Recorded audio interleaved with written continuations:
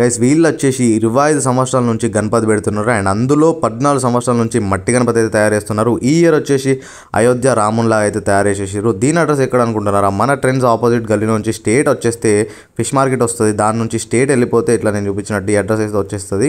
So guys ఇక్కడ మన మట్టి విగ్రహం తయారు చేసింది అన్ననే. అన్న మీ పేరు?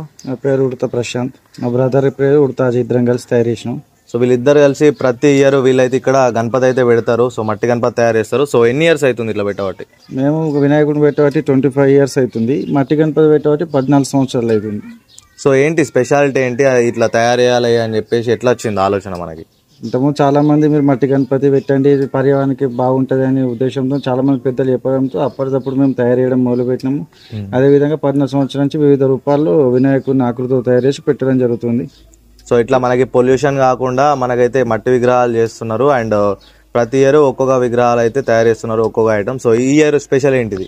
ఈ ఇయర్ స్పెషల్ ఏంటంటే అయోధ్యలో మన రామ మందిరం నిర్మాణం అయింది, రాముడు ప్రతిష్ట అయింది కాబట్టి ఆ కళ నెరవేరింది కాబట్టి అదే రూపంలో గణపతి పెట్టాలని మనసు కనిపించి అదే రూపంలో 3 రోజుల్లోనే వినాయకుని తయారు చేసి ప్రతిష్ఠించుకున్నాం. సో గైస్ గణపతి అయితే వీళ్ళు మన అయోధ్యలో రామ మందిర్లో రాముడు అయితే ఎట్లున్నాడో సో గణపతి కూడా అట్లుంది. ఒకసారి చూడండి, గణపతి అయితే నెక్స్ట్ లెవెల్ తయారు చేసేసారు.